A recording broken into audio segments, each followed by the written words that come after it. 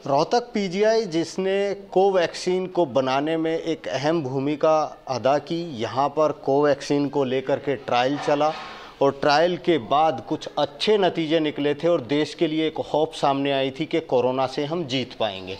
उसी पीजीआई के vice chancellor हैं प्रोफेसर अनीता सक्सेना।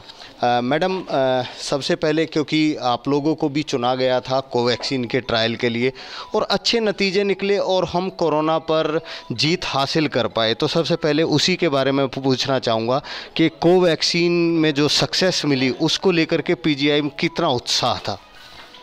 मैंने तो पीजीआई में बहुत समय से नहीं हूँ, मैंने नया ही ज्वाइन किया, लेकिन मैं उसके बारे में काफ़ी जानती थी।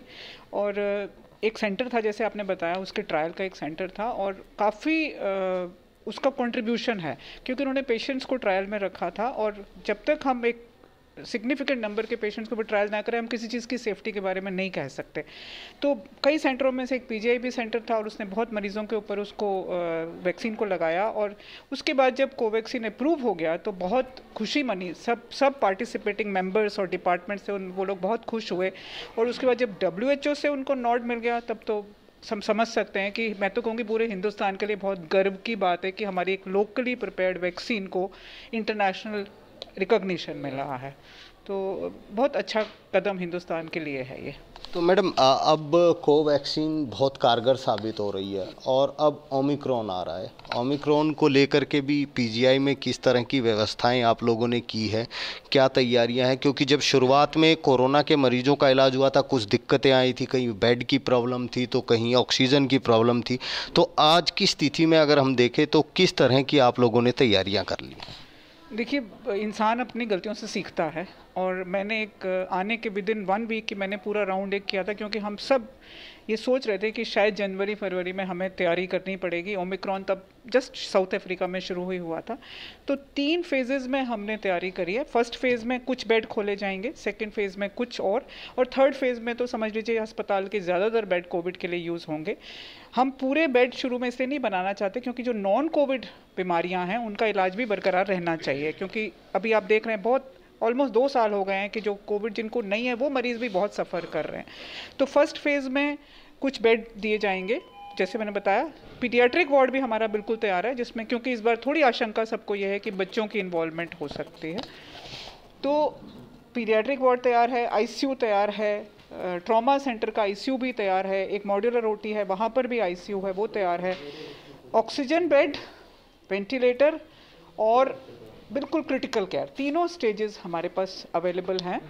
और ऑक्सीजन का जहाँ तक सवाल है, हमें पता है पिछली बार बहुत तकलीफ हुई थी, लेकिन इस बार ऑक्सीजन को बहुत तेज़ी से ऊपर लाया गया है। नए प्लांट भी लगे हैं, कुछ पुराने प्लांट्स को रिनोवेट करा गया है, ऑक्सीजन पॉइंट्स बहुत सारे लगा रहे हैं। मुझे नहीं लगता इस बार हमें कोई इस तरह की समस्या आएगी, चाहे हमारा नंबर ऑफ़ केसेस ज़्यादा भी हो, तो भी मैं समझती हूँ हम लोग अच्छे से प्रिपेयर्ड हैं।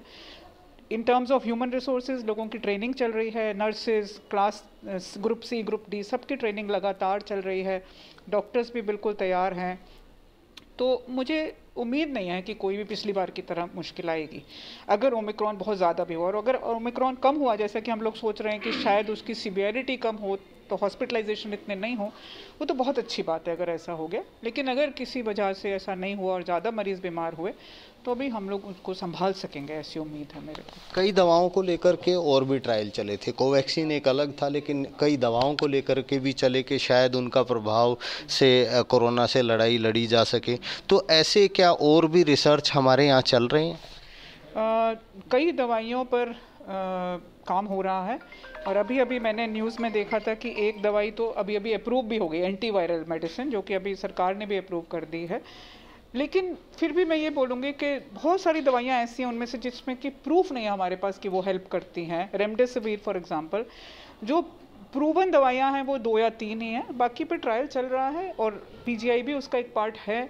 और जैसे जैसे साइंस तरक्की करेगी हम शायद और दवाइयाँ ले पाएंगे, लेकिन ओवरऑल दवाइयों का रोल वायरस में नहीं है। मैं कहूँगी वैक्सीन लगवाएं, मास्क पहने और दूरी रखें, क्योंकि ये दवाइयों का कोई प्रूवन जिसको कहते हैं कि हर एक में काम करेगी, ऐसा नहीं है, कुछ लोगों में काम करती है। एक मैडम, क्योंकि पीजीआई पे प्रेशर बहुत होता है, पूरे हरियाणा से क्या कई बार राजस्थान से भी लोग यहाँ पर आते हैं, दिल्ली से भी लोग आ जाते हैं, तो ऐसे में क्योंकि भीड़ बहुत ज़्यादा होती है, ओपीडीज फुल होती हैं बिल्कुल, तो उसको लेकर के आप लोगों ने क्या दिशा निर्देश जारी किए हैं और किस तरीके से उसको मेंटेन किया जा रहा है? तो हम लोग ओपीडी अपनी पूरी चला रहे हैं, क्योंकि ओपीडी को में जो नॉन कोविड मरीज़ हैं वो बहुत आते हैं, और जैसे आपने कहा सब तरफ से आते हैं। एक जो प्लान हमारा है वो ये है कि जब मरीज़ ओपीडी एंटर कर रहा है उसको हम स्क्रीन करें। उसके स्क्रीन करने के कई तरीके होते हैं। पहला तरीका है कि हम उसको वैक्सीन का स्टेटस पूछें। ऐसा नहीं कि वैक्सीन नहीं लगी तो आने नहीं देंगे, वैक्सीन के साथ आने देंगे, वैक्सीन के बगैर भी आने देंगे, लेकिन मास्क उसको पहना हुआ होना चाहिए। तो एक स्क्रीनिंग प्रोसेस होगी जिसमें उससे कुछ सवाल पूछे जाएंगे। उसे बुखार तो नहीं है, खांसी तो नहीं है, क्या वो किसी कांटेक्ट में तो नहीं आया कोविड मरीज़ के, या कोई इंटरनेशनल ट्रैवल या नेशनल ट्रैवल तो नहीं है। उसके बाद उसकी वैक्सीनेशन स्टेटस पूछी जाएगी, और अगर सब कुछ क्लियर है तो उसको अंदर जाने दिया जाएगा ओपीडी में। लेकिन जैसा आप समझते हैं कि इसको बहुत स्ट्रिक्ट तरीके से हमें करना होगा और मल्टीपल काउंटर्स लगाने होंगे, जो कि हम प्लान कर रहे हैं। अभी शुरू नहीं हुआ है, लेकिन जैसे ही हमें ये थ्रेट लगेगी तो उस तरह से हम प्लान शुरू करेंगे, पर ओपीडी को चलाएंगे।